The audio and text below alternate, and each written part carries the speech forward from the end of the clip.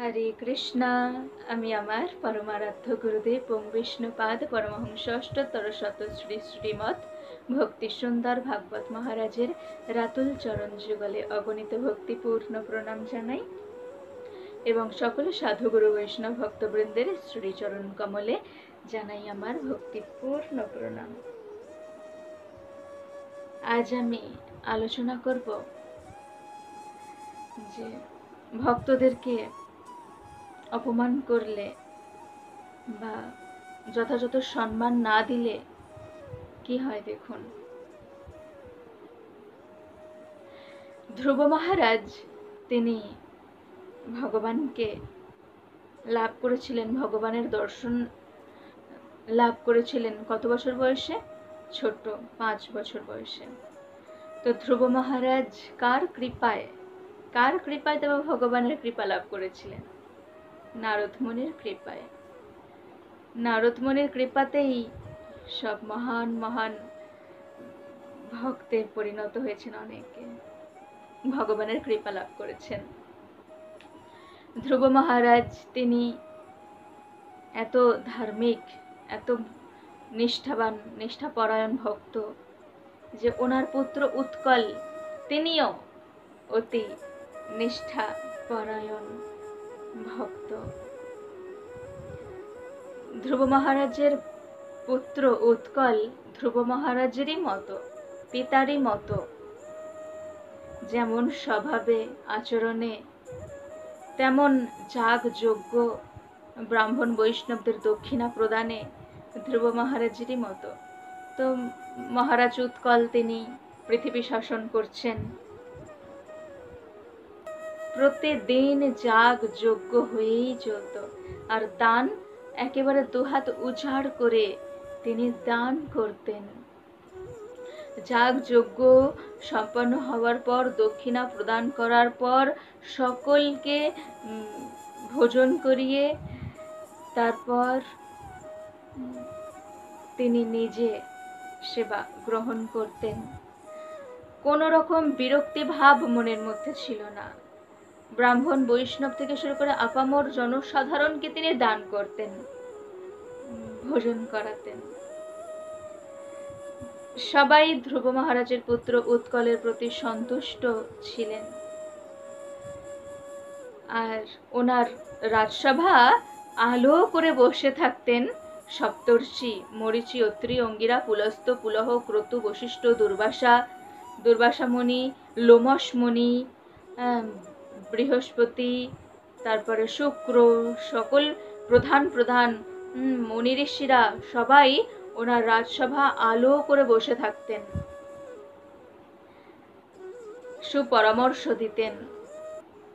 এক সময় তিনি একদিন যাগযজ্ঞ সম্পন্ন করার পর খুব ক্লান্ত হয়ে গেছেন। তিনি এবার, ওনার তো কোনো বিরক্তি ভাব নেই, উনি খুব ভালো ধর্মপরায়ণ নিষ্ঠাবান রাজা। তো তিনি রাজসভায় এসে বসলেন, রত্ন সিংহাসনে তিনি উপবেশন করলেন। আর ওনার রাজসভায় সকল মুনি ঋষিরা আছেন, সপ্তর্ষি, তারপর দুর্বাসা, লোমস মুনি, আরো সবাই উপবেশন করে আছেন যে যার সিংহাসনে। তো সেই সময় রাজার কাছে রাজদরবারে একজন ব্রাহ্মণ তিনি আসছেন। ওনার শরীর একেবারে কঙ্কাল, কোনো শরীরে কোনো মাংস নেই, পুরো হাড়, শুধু হাড়। আর কৌপিন ধারণ করে আছেন, আর মাথায় জটা জুটো অবস্থায় তিনি আসছেন মহারাজের কাছে। তো এই যে রাজা মহারাজ উৎকল, উনি এত যাগযজ্ঞ করতেন, তার আগে বলে দিই একটা কথা, উনি এত যাগযজ্ঞ করতেন যে শ্রী ব্রহ্মা, স্বয়ং শ্রী ব্রহ্মা ওনাকে ওনার রাজসূয় যজ্ঞ দেখে এত সন্তুষ্ট হয়েছিলেন যে ওনার নাম রাখলেন সুযোগ্য। মহারাজ উৎকলের নাম হয়ে যায় সুযোগ্য, মহারাজ সুযোগ্য, মানে সুন্দরভাবে তিনি যজ্ঞ সম্পাদন করতেন, সেই জন্য ওনার নাম সুযোগ্য। মহারাজ সুযোগ্যের রাজসভায় আসছেন এক ব্রাহ্মণ, তিনি কৌপিন ধারণকারী, ওনার শরীর ক্ষীণ, আর ওনার মাথা জটাজুটোধারী, জটা রয়েছে মাথায়। তো তিনি আসছেন। তো তিনি যখন রাজসভায় প্রবেশ করছেন তখন মহারাজ সুযোগ্য তিনি আর যেভাবে আপ্যায়ন করার কথা অতিথিকে, কোনো সাধুমুনি ঋষিরা এলে যেমনভাবে আপ্যায়ন করার কথা, সুস্বাগতম করার কথা, উঠে দাঁড়িয়ে হাত জোর করে যে সুস্বাগতম করতে হয় তা করেননি। তিনি শুধু মাথায় হাত ঠেকিয়ে প্রণাম করে নিয়েছেন। আর এর ফলে তিনি অপমানিত হয়েছেন। তো তিনি ক্রুদ্ধ হয়ে গেলেন, সেই ব্রাহ্মণ ক্রুদ্ধ হয়ে গেলেন যে কি আমাকে এই রকম অপমান করা, অতিথিকে কিভাবে আপ্যায়ন করতে হয় এতটুকু জ্ঞান নেই। হে রাজন, হে মহারাজ, আপনি কি ভেবেছেন আমি আপনার এখানে কোনো দান গ্রহণ করতে এসেছি? না, আপনার রাজসভায় আমি কোনো রকম দান গ্রহণ করতে আসিনি। এখানে সাধু মুনি ঋষিদের দর্শন করতে এসেছি, সাধু সঙ্গ করতে এসেছি। সাধু সঙ্গ সর্বশাস্ত্রে কয়, লব মাত্র সাধু সঙ্গে সর্বসিদ্ধি হয়। লব মাত্র সাধু সঙ্গ করলে সর্বসিদ্ধি লাভ হয়। একজন ভক্ত আর একজন ভক্তের সঙ্গ সর্বদা করতে চান, অসৎ সঙ্গ কখনো করতে চান না, ভক্ত সঙ্গই করতে চান। এবার সেই ব্রাহ্মণ তো ক্রুদ্ধ হয়ে গেলেন যে আমাকে এই রকম অপমান করা, যা আমি অভিশাপ দিচ্ছি, রোগ ব্যাধি জরা দুঃখ সব কিছু গ্রাস করবে আপনাকে, আর শ্রীহীন হয়ে যেতে হবে। এই রকম বলে আর তিনি চলে যেতে লাগলেন, পিছন ফিরে চলে যাচ্ছেন। এবার সেই যে ব্রাহ্মণ এত তেজস্বী তেজবান, এই ব্রাহ্মণ কে, ওনার পরিচয় কি? সকল মুনি ঋষিরা, প্রধান প্রধান মুনি ঋষিরা ওখানে উপস্থিত আছেন। তো সবাই জানতে পারলেন যোগ বলে যে এই ব্রাহ্মণ আর অন্য কেউ নন। একবার দৈত্যদেরকে বিনাশ করার জন্য দেবরাজ ইন্দ্র যজ্ঞ করেছিলেন, আর সেই যজ্ঞ সম্পাদনের জন্য বিশ্বরূপকে দিয়ে যজ্ঞ করিয়েছিলেন। তো সেই বিশ্বরূপের নাতি হলেন সুতপা, আর সেই সুতপাই এই ব্রাহ্মণ। তিনি এসেছেন রাজসভায়। এবার সকল মুনি ঋষিরা যখন বুঝতে পারলেন যে ওরে বাবা, ইনি তো সাধারণ কেউ না, সাধারণ কেউ নন, সবাই মিলে ভাবলেন যে আমরা এখানে উপস্থিত আছি, আমরা এখানে থাকার সত্ত্বেও রাজার ক্ষতি হয়ে যাবে, আর এটা আমরা মেনে নেব, আমরা দেখতে থাকবো চুপচাপ, এটা হতে দেব না। সাথে সাথে সকল মুনি ঋষিরা সেই ব্রাহ্মণ সুতপাকে গিয়ে অনুনয় বিনয় করতে লাগলেন যে আপনার অভিশাপ ফিরিয়ে নিন, বা কিছু উপায় বলুন, অভিশাপ থেকে মুক্ত হওয়ার কিছু উপায় বলুন কৃপা করে। দুর্বাসা মুনি তিনি ক্রুদ্ধ হয়ে যান, দুর্বাসা মুনিও ওখানে আছেন। দুর্বাসা মুনি তিনি প্রচন্ড ক্রোধী, তিনিও আছেন ওখানে। সবাই মিলে অনুনয় বিনয় করছেন যে মহারাজ সুযোগ্যকে এরকম এত বড় শাস্তি দেবেন না, উনি যে এত পুণ্য কর্ম করেছেন, এই পুণ্য কর্মের ফল কি সব বৃথায় যাবে? এরকম করবেন না, কৃপা করে আপনি শাপ মুক্ত, অভিশাপ মুক্ত হওয়ার জন্য কোনো উপায় বলুন, আর আপনি চলুন। মহারাজ সুযোগ্যকে সেখানে ডাকলেন মুনি ঋষিরা যে এনাকে ভালোভাবে আপ্যায়ন, অতিথি আপ্যায়ন করুন আপনি। তো মহারাজ সুযোগ্য ভালোভাবে আবার সুস্বাগতম জানিয়ে অতিথি আপ্যায়ন করলেন। যা হবার তা তো হয়েই গেল, যা হবার তা তো হলোই, কিন্তু তবুও ভালো করে সেবা করলেন। সেবায় সুতপা তিনি অতি সন্তুষ্ট হলেন। সেবায় সন্তুষ্ট হওয়ার পর তারপর যখন মুনি ঋষিরা বললেন যে এবার আপনি অভিশাপ থেকে মুক্ত হওয়ার জন্য কিছু উপায় বলুন, তখন সুতপা বলছেন যে আমি দেবাদিদেব মহাদেবের শিষ্য, দেবাদিদেব মহাদেব আমার গুরুদেব, দেবাদিদেব মহাদেব আমার শ্রী গুরুদেব, আর আমার ইষ্টদেব, আমার আরাধ্য ভগবান হলেন পরমেশ্বর ভগবান শ্রীকৃষ্ণ।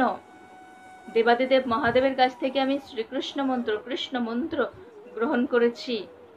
তাই আমার কথা মতো যদি চলতে পারো তাহলে অভিশাপ থেকে মুক্ত হতে পারবে। তো অভিশাপ থেকে মুক্ত হওয়ার জন্য ভগবান শ্রী রাধা কৃষ্ণের উপাসনা আরাধনা করতে হবে। শ্রী শ্রী রাধা কৃষ্ণের আরাধনা করলে তবে এই অভিশাপ থেকে মুক্ত হতে পারবে। আর তার জন্য এই রাজসুখ সব পরিত্যাগ করতে হবে, রাজ্য পরিত্যাগ করে বনে গমন করতে হবে। বনে গমন করে রাধা কৃষ্ণের উপাসনা করতে হবে। আর বনে গমন করার সময় নিজের পত্নীকেও সাথে নিলে হবে না, নিজের পত্নীকেও রেখে দিতে হবে পুত্রের কাছে।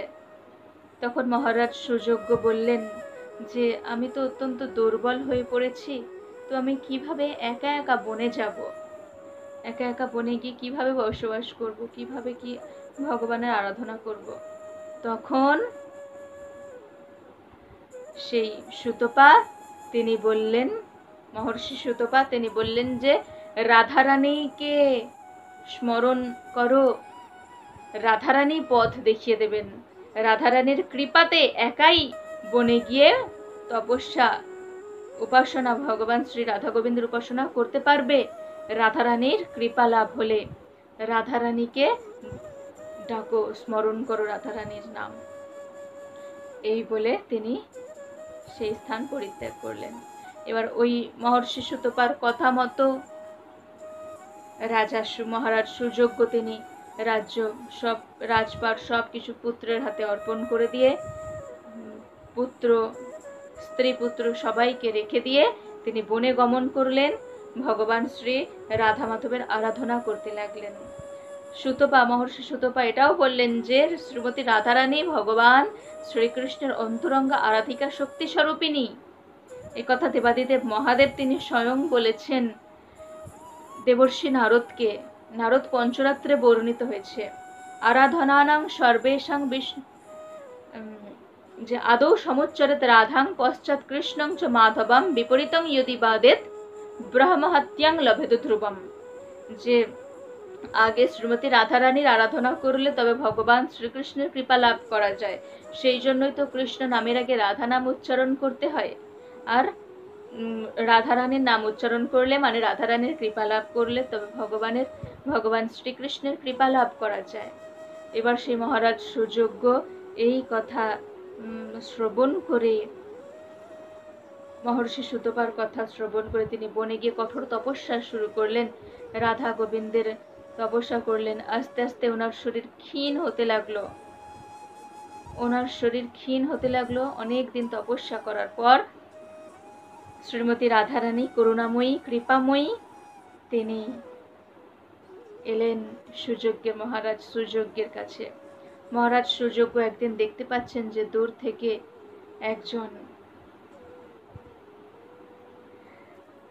এক মহাতেজ সম্ভূতা একজন রমণী, তিনি দিব্য রূপ ধারণকারী, তিনি সুন্দর রথে করে এগিয়ে আসছেন ওনার দিকে, ওনাকে কৃপা করার জন্য। ওনার কৃপা দৃষ্টি বর্ষিত হচ্ছে মহারাজ সুযোগ্যের ওপর। তো তিনি দেখে করজোরে প্রণতি নিবেদন করলেন। তিনি রাধারানী, তিনি বললেন যে চলো, তোমার সমস্ত অভিশাপ থেকে মুক্ত হয়ে গেছো, এবার চলো তুমি আমার সাথে বলে রথে তুলে নিলেন মহারাজ সুযোগ্যকে। আর নিয়ে গেলেন কোথায়? গোলক ধামে, গোলক বৃন্দাবন ধামে নিয়ে গেলেন, যেখানে ভগবান শ্রীকৃষ্ণ তিনি সব সময় রাধারানীর সাথে গোপিনীদের সাথে সর্বদা রাস লীলা করে চলেছেন। তা সেই অপরূপ মনোরম দৃশ্য দর্শন করে মহারাজ সুযোগ্য তিনি অতি ভাগ্যবান সৌভাগ্যবান মনে করলেন। বারংবার শ্রীমতী রাধারানীকে শ্রী শ্রীকৃষ্ণকে বারবার ধন্যবাদ জানাতে লাগলেন, আর সেই মহর্ষি সুতপাকে তিনি বারবার ধন্যবাদ জানাতে লাগলেন যে ওনার অভিশাপ আশীর্বাদ স্বরূপ, সাধু মহাজনদের অভিশাপ আশীর্বাদ স্বরূপ। উনি যদি অভিশাপ না দিতেন আর সাপ মুক্তির কথাও যদি না বলতেন, তাহলে গোলক বৃন্দাবন ধামে পৌঁছে ভগবান শ্রী রাধা মাধবের যুগল রূপকে দর্শন করা সম্ভব হতো না। তো বারবার তিনি ধন্যবাদ জানাতে লাগলেন আর ভগবানের নিত্য লীলা দর্শন করতে পারলেন, দর্শন লাভের সুযোগ পেলেন। তো সাধুগুরু বৈষ্ণবদের সেই জন্য আপ্যায়ন করতে হয় ভালোভাবে, যথাসাধ্য ক্ষমতা দিয়ে, ভক্তিভাব দিয়ে সুস্বাগতম জানাতে হয়, আপ্যায়ন করতে হয়, অতিথি সেবা করতে হয় ভালোভাবে। সাধুগুরু বৈষ্ণবদের মন জয় করার চেষ্টা হয়। আর ওনারা যদি কখনো ক্রুদ্ধ হয়ে গিয়ে, রুষ্ট হয়ে গিয়ে যদি কিছু বলেন, সেটা মাথা পেতে মেনে নিতে হয়, কারণ ওনাদের কথা, ওনাদের অভিশাপ ও আশীর্বাদ স্বরূপ, আর ওনাদের আশীর্বাদ তো আরো তাহলে কত ফলপ্রদ। সবাই সাধুগুরু বৈষ্ণবের কৃপা লাভ করার জন্য চেষ্টা করুন। সবাই আমার সাথে বলুন, হরে কৃষ্ণ কৃষ্ণ কৃষ্ণ হরে হরে, হরে রাম রাম রাম হরে হরে।